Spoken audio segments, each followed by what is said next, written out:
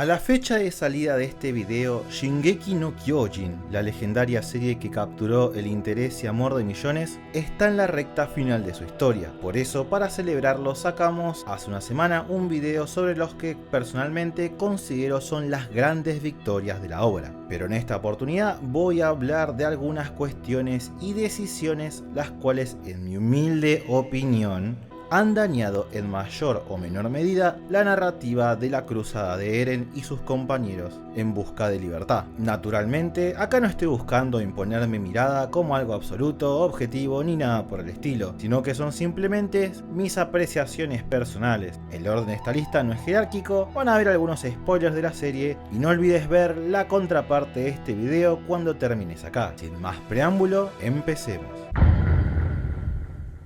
Empecemos por el que considero es uno de los grandes problemas de Shingeki, uno muy profundo en el manga y que el anime heredó en algunas de sus partes, y eso es cómo está estructurada la historia. Un gran problema que tiene esta trama es que hay un abuso de los flashbacks, es decir, los personajes recordando en reiteradas oportunidades. Generalmente este recurso la serie lo utiliza para dos cosas: expandir un personaje o idea a último momento o intentar explicar alguna revelación y o acción choqueante. ¿A qué me refiero con esto? En el primer caso, generalmente luego de algunas interacciones tratan de reforzar vínculos o ideas hacia la audiencia, como por ejemplo, en un momento la historia se detiene en medio de una secuencia de acción para mostrarnos un flashback de una situación extrema que vivieron juntas Ymir y Krista. Con esto nos dan una pista de que la primera tiene poderes de titán, como así también dejan bien claro en qué cuestiones ambas se complementan y dónde chocan sus personalidades. Y la verdad que a esta altura del partido era innecesario. Luego de todo lo que estuvimos expuestos junto a estas dos chicas, es muy fácil inferir casi todo lo que el flashback nos mostró. Incluso podrían haberlo reforzado en interacciones durante la escena de acción en lugar de cortarla así nomás. Es como que venga alguien de tu oficina y te cuente un gran chiste, todos nos reímos y luego lo vuelve a contar y te explica parte por parte por qué fue gracioso. Es redundante, se siente algo forzado y para el colmo perjudica a los personajes por algo que discutiremos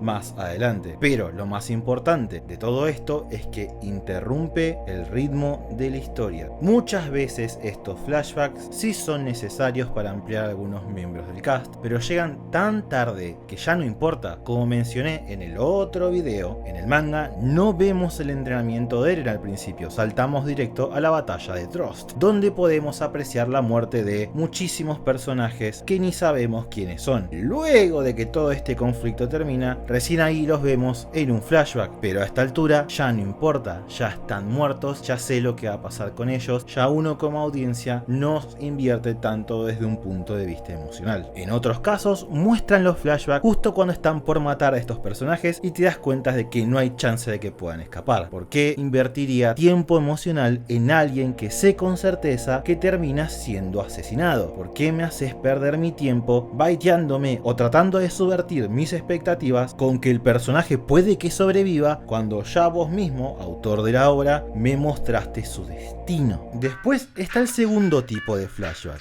que están para parchar algunos shocks o plot twist en la serie. Como ya sabemos, Shingeki ama el factor wow en su audiencia, volarles la cabeza con revelaciones, plot twists y situaciones inesperadas. La serie, en lo que se refiere a grandes revelaciones sobre el mundo y la trama, es bastante impecable, como ya dije en el otro video. Pero para las pequeñas cosas como revelar un plan, o un ataque, o un estilo de pelea inclusive, o una trampa, es todo lo contrario. En reiteradas oportunidades, en medio del clímax de una saga, Isayama dice: wait, paremos un segundo, déjenme contarles cómo es que Eren logró hacer una llave a Reiner en esta pelea, y terminamos perdiendo tiempo en un flashback con Annie enseñándole a Eren a luchar. En primera instancia esto no aporta nada, ya que sabemos que Eren entrenó con Annie, nos lo mostraron irónicamente a través de otros flashbacks, pero al ser un movimiento diferente hizo falta perder minutos valiosos en esto, y eso que no estoy tomando en cuenta algunos cuestionamientos que uno podría hacer específicamente en este ejemplo, como ¿por qué justo casualmente ahora es que está haciendo estos movimientos cuando hubo otras oportunidades de oro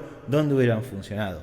pero eso no importa. Si hubiera una mejor planeación de estas cosas, habríamos visto esto mucho antes. Además, la idea de intentar parchar algo que el personaje se sacó legítimamente del trasero para salvarse de alguna situación es en vano. No es lo mismo ver una acción que salió de la nada y luego que me la traten de justificar que haber visto toda la preparación previa y luego regocijarse viendo el fruto del trabajo de los personajes funcionando o no. Pero de vuelta, es porque el autor sacrifica todo en nombre de sorprender a su audiencia. Un flashback no está mal. Shingeki muchas veces los usa más que bien, pero hay tantas idas y vueltas en la línea de tiempo que la historia termina realmente desprolija en su presentación. Uno termina un episodio luego de ver que, por alguna razón desconocida, dos personajes están enojados entre ellos y de golpe somos interrumpidos por un ataque de titanes. Pero en el siguiente capítulo empieza temporalmente un poco antes y empezamos a ver por qué se están peleando. Pero a esta altura ya no importa, porque sabemos que no lo vamos a descubrir porque vamos a ser interrumpidos por los titanes. Para eso simplemente empieza con la acción de los titanes en vez de reforzar la idea de que hay tensión entre dos miembros de un equipo. O si no, ¿por qué no simplemente me muestran de una que Ymir puede leer un lenguaje desconocido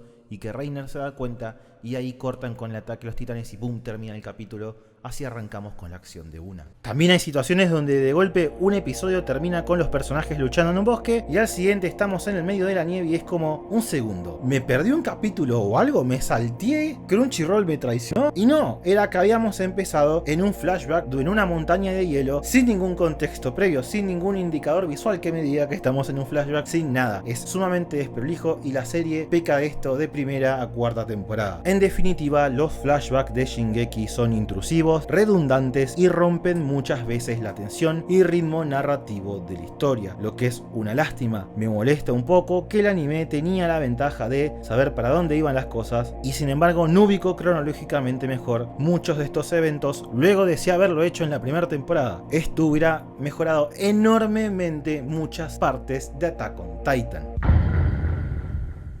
Shingeki es muy respetada y hasta querida por sus fans por el hecho de que la serie no tiene miedo a matar personajes. Cosa que es real. A lo largo de la historia a varios de ellos los hacen carne picada como si nada y los destrozan de formas horribles. Algo muy poco común en un shonen moderno. Pero, si nos ponemos a pensarlo detenidamente, ¿qué tan real es esto? ¿Qué tan eficiente es el uso de la muerte como un recurso de la historia de Shingeki? Si bien han habido grandes aciertos con las muertes en la obra, hay otras que realmente no sé si están muy bien implementadas, que digamos. Por un lado está la falsa noción de que, todos los personajes están en peligro real. Pero, ¿lo están realmente? Personalmente creo que no, para nada. Por un lado hay un montón de personajes que son presentados a los protagonistas y por extensión a la audiencia, y a los 2 segundos los matan sin saber nada de ellos. Son relleno, son carne de cañón para tener bajas fáciles sin tener que sacrificar a los personajes reales de verdad para generar rápidamente tensión o drama.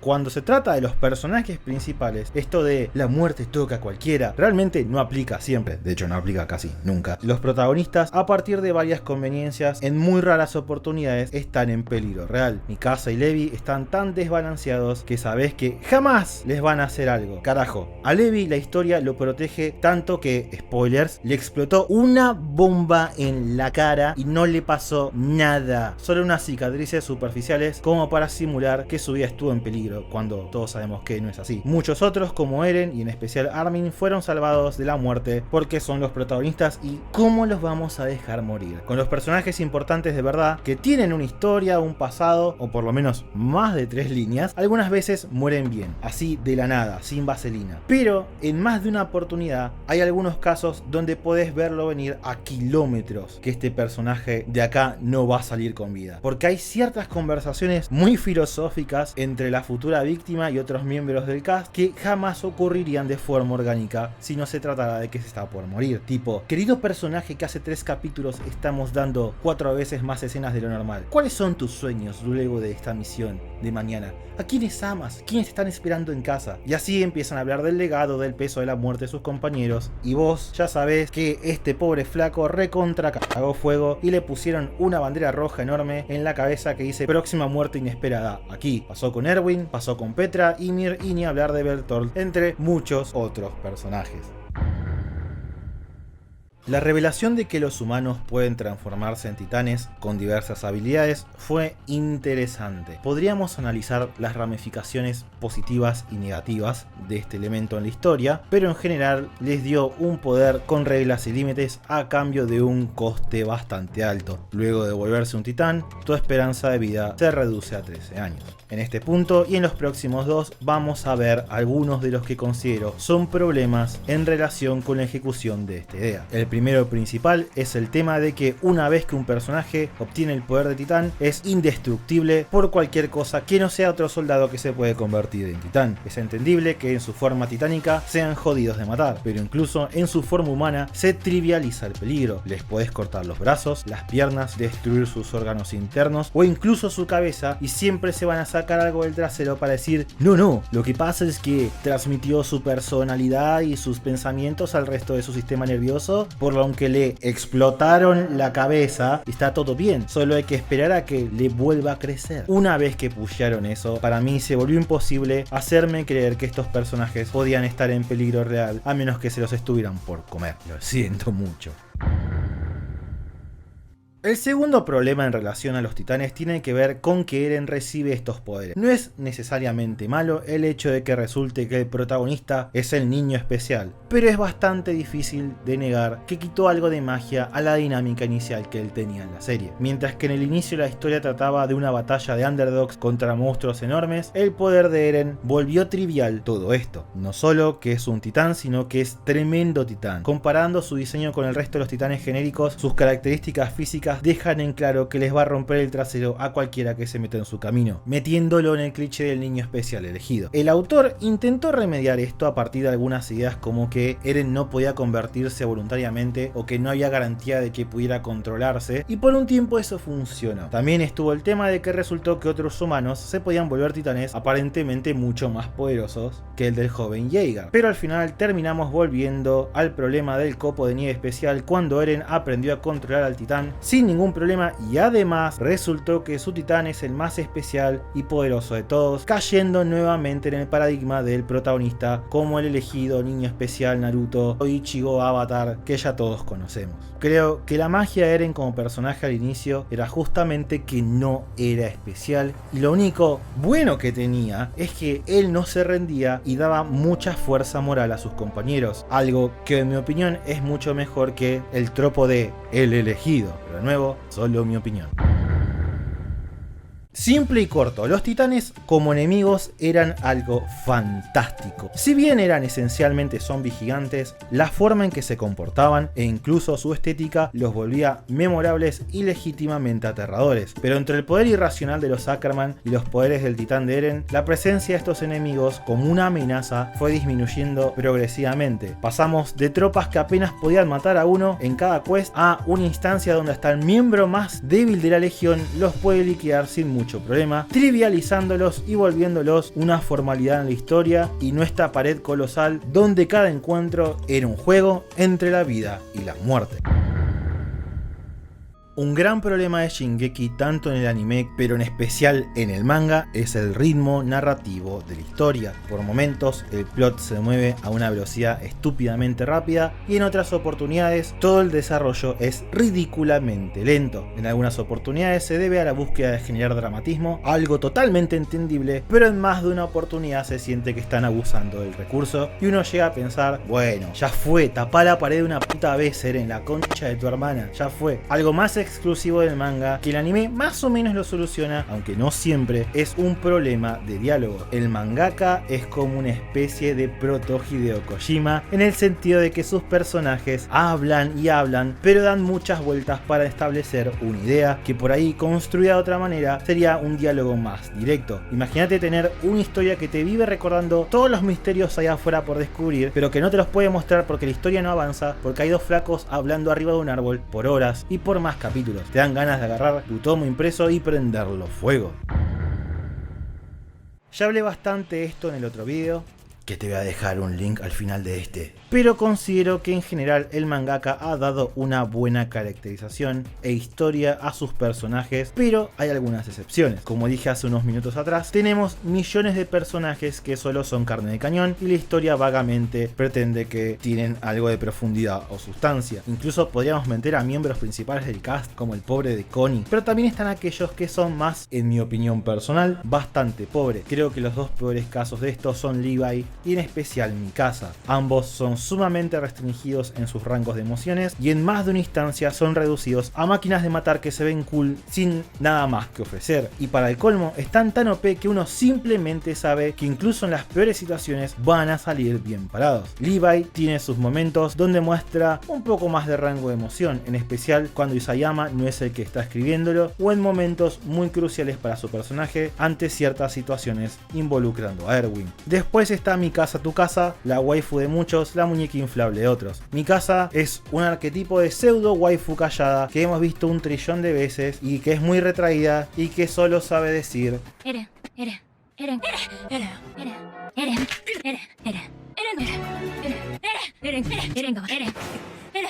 sí, se sobreentiende que hay una razón narrativa para la forma de ser de Mikasa, y está más que claro que hay un arco de crecimiento destinado a ella, el aprender a alejarse de Eren, pero siento que sus limitadas emociones e incluso opiniones respecto a cosas, su posicionamiento respecto a ciertas situaciones inexistentes, hacen, en mi opinión, que no cumpliera el gran potencial que considero que su historia podría tener. Y sí, sé que hay ovas que expanden un poquito cada uno de los personajes, pero la historia principal debería ser autosuficiente y ofrecerme más de dos personajes que son principales en la narrativa.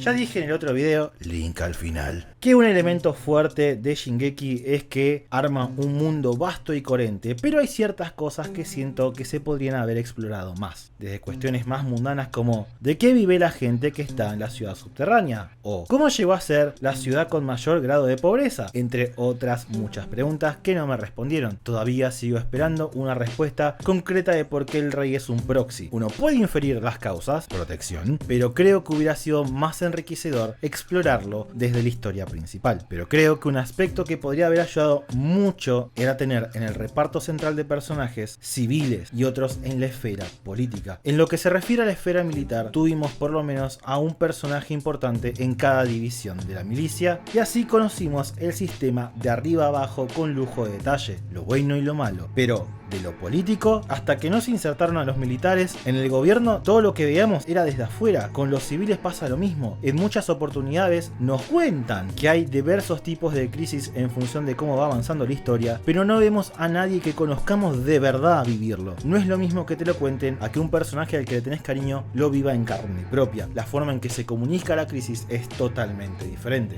Esto no debe ser tomado como una crítica en el sentido de que, oh, porque falta esto, la historia es una poronga, sino que simplemente si se hubiera agregado esto, como lo han hecho otras historias como Gundam Double O, tal vez el resultado final hubiera sido todavía mejor. Parte 9.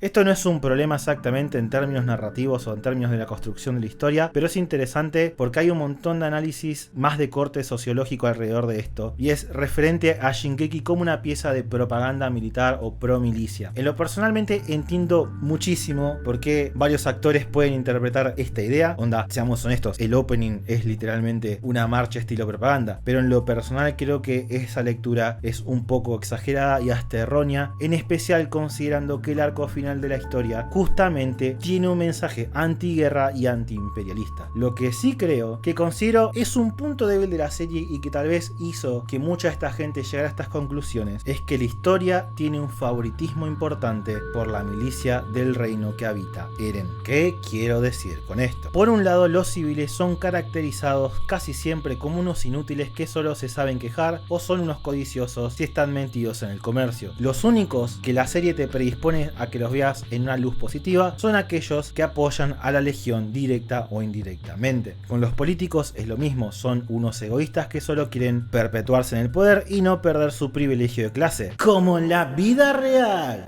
Pero eso no quita que no muestran ni un aspecto positivo de ellos, solo historia tiene el visto bueno por la trama, pero ella casualmente es parte de la milicia y comparte varias cuestiones morales con ellos. Y si bien claramente Shingeki trata de mostrar que los diferentes órganos de la milicia tienen sus fallas, eso no quita que el más corrupto de todos es la policía militar, y dejan más que implícito que tiene que ver con su cercanía a la esfera política. Mientras que por su parte, la Legión, si bien es criticada por los otros organismos políticos e incluso militares, esta división siempre tiene la razón moral y no comete falencias reales como organismo independiente. La serie los pinta como los buenos absolutos y no hay una crítica hacia ellos. Por eso es que digo que Shingeki no es balanceada respecto a cómo representa a los diversos componentes sociopolíticos de la historia. Igual, de nuevo, creo que no es acertado e incluso erróneo asumir que es una historia pro guerra.